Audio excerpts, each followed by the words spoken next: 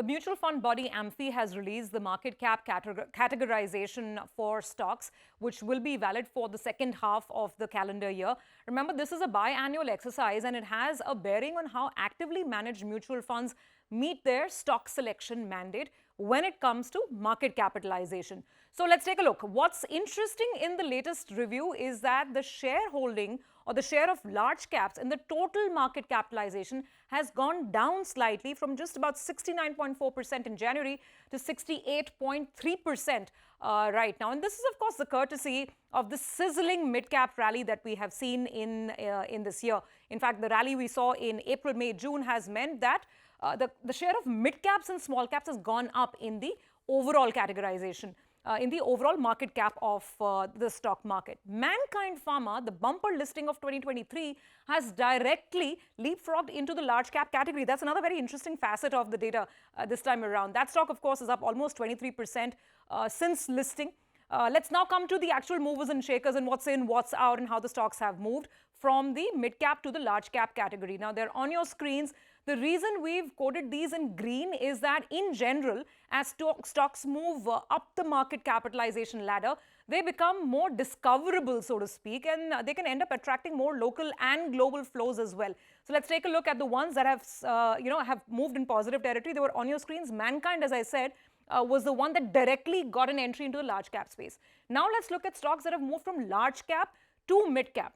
A lot of these names on your screens like Nykaa, JSW Energy, Tata Elxsi, Indus Towers, Page Industries, Info Edge, they're also a bit of, the reflection of the market sentiment because they've not done too well in the last couple of months that we've seen. So many of these names, as I said, are actually reflecting the subdued sentiment that we've seen around these companies in the market, and therefore the market cap has shrunk and now they're part of the mid-cap category. Let's now move on and look at the next set of stocks that are in focus. Now we're talking about small caps which have become mid-caps, and the names are on your screen again: Punjab and Sindh Bank, Carborundum, Bank of Maharashtra, FACT, Jindal Stainless. Remember RVNL and Bharat Dynamics. Now these stocks are very, very interesting, and these kind of names which you see on the screens, they have been pretty much the poster boys of the monster rallies that we've seen in the railway space as well as in defense stocks, and they have made it to the mid-cap category, small caps that have become mid-caps. Finally, now let's take a look at stocks that have slipped again from mid-cap to small cap, and the names are on your screen: Piramal Pharma, Tata Tele, Fine Organics, Nippon Life, AMC, Clean Science, Blue Dart, Gillette are some of the other ones, Dr. Lal. We know the kind of the value destruction we've seen in the diagnostic space, some of those names. Interestingly enough, a lot of new listings that have come through on the street this year, they've made their debut in the small cap segment.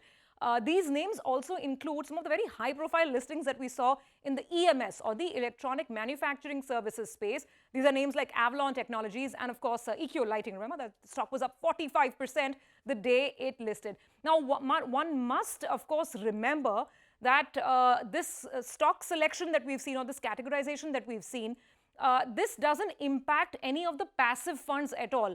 It only impacts actively managed funds, and here also at the end of the day, the discretion really lies with the active fund manager with respect to how they want to change the holding, even if a mid-cap becomes a large cap or vice versa, even if a large cap falls into the mid-cap category. The ultimate discretion is in the hands of the fund manager.